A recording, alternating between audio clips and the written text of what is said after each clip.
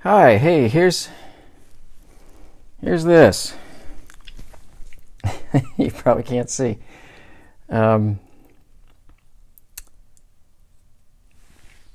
This project, yeah. What I'm going to start with, this is a little bit bigger painting than I usually do on videos, so I won't be able to, I'm not going to be able to squeeze in the paint palette, but I'll try to make sure that I call out the paints, and it'll be, I'm using, and if it's watery or juicy or creamy or thick or thin, etc., etc. But the first thing I'm going to do is something that I sometimes do, sometimes don't.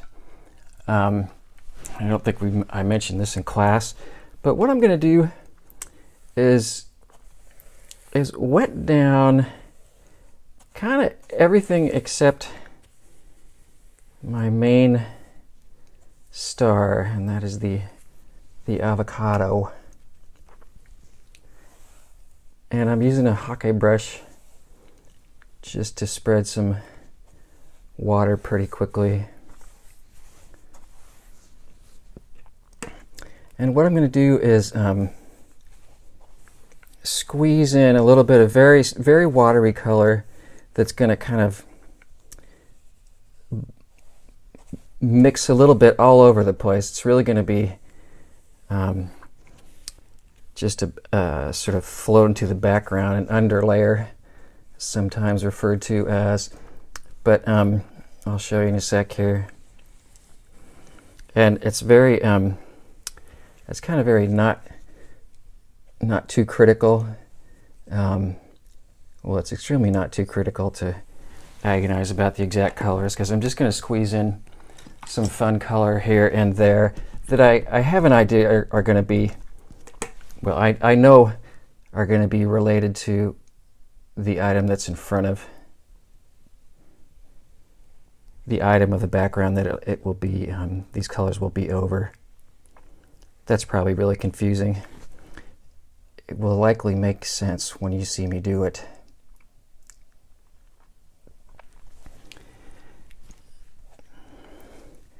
So I've just kind of got everything wet, most things wet,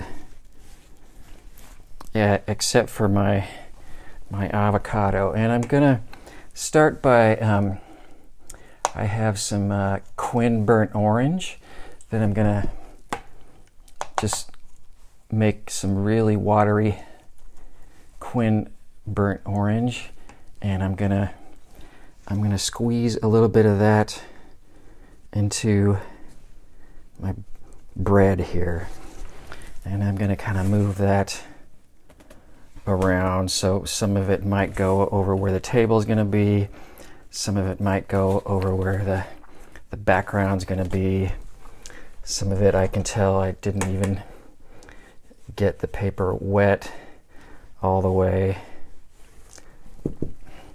I am trying to keep this lower part kind of free of too much color, because that's going to end up pretty light. I'm going to try to clean up that edge, but it's once again not critical.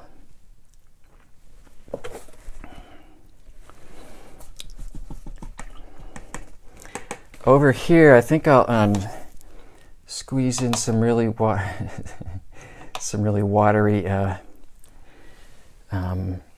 phthalo green blue shade over this whole thing, and once again that'll be sort of over the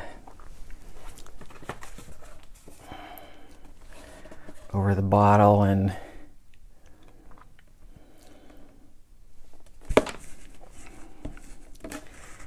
that started moving in a way that I was going to be a little bit too much.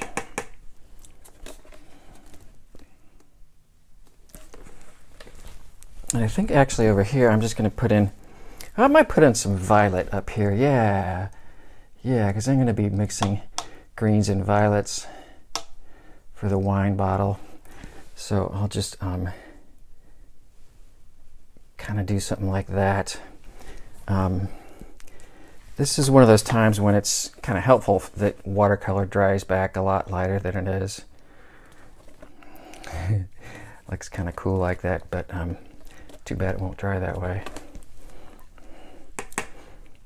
A little bit of mixing over here for the purple and the green. That's kind of fun. Maybe I'll squeeze in a dab of yellow towards the top of my the bread.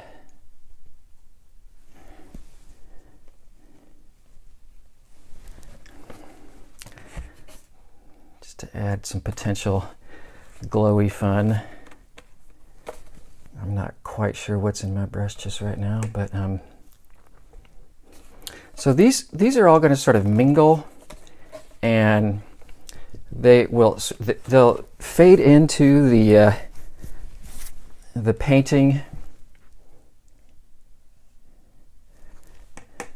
as I you know, just proceed on the painting itself.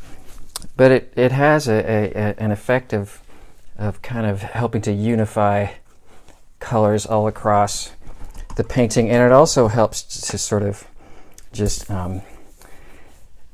have really subtle, almost subconscious indication of what is in the foreground and who's the star and what is in the background and is playing more of a supporting role. I want to get a little bit of this is phthalo green blue shade, similar to the peacock blue, but I'm having fun with this specific version by Grumbacher, which I'm finding to be quite nice. I am trying to keep the blue away from, well, I'm trying to keep the blue away from the yellows and tans here, because you know, in general, I don't want green bread. Probably associates with not the freshest of bread. So that's the idea for that sort of background thing. I'm going to wipe up underlayer background kind of thing. Wipe up some of the excess going on here. And everything is wet around this avocado, but I can come in and do just a really watery initial layer of the avocado pit. And I'm looking for the brush that I want. And the avocado pit, as you may have seen or studied, or I'm using azo yellow and some quinacridone burnt orange as I get towards the bottom. I'm choosing to not put masking fluid. Usually on a highlight like this that I know I'm going to do several layers, I would put some masking fluid down to protect that. It just makes it easier to make graded, juicy washes over a given shape. But I'm just going to paint kind of a flat yellow, watery yellow. This is my azo yellow. I'm not sure if I mentioned that. And then I'm going to mix in a little bit of Quin burnt orange to that azo yellow, and I'm just going to start dabbing in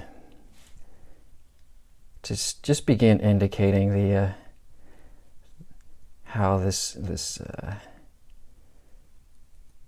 structure of this sort of spherical object will change value and color as it moves away from the light source.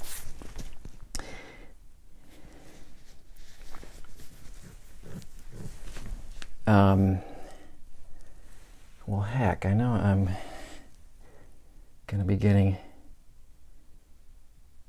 darker still. So I'll add a little bit more Quin Burnt Orange, but don't want to, I'm just trying to sort of be efficient because mostly I want to let all these colors dry. I see some, a little bit of blue and violet that's kind of sneaking into the top of the bread. That's going to be fine. That's not going to be too much. I will angle it so like to err on the side of the paint dripping that, shifting that way and not further into the bread, if anything. Let me see, do I have, yeah, and this also has, you know, it has the effect of creating the impression of reflections into the table.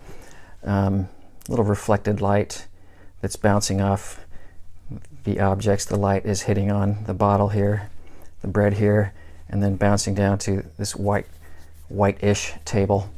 The only thing I'm worried about, yeah, see how they, now that color is moving that way. I don't want all of this color to shift too much that way. So I think I'll just leave it flat. Yeah, hey, yeah. So I'm going to leave it flat like that. And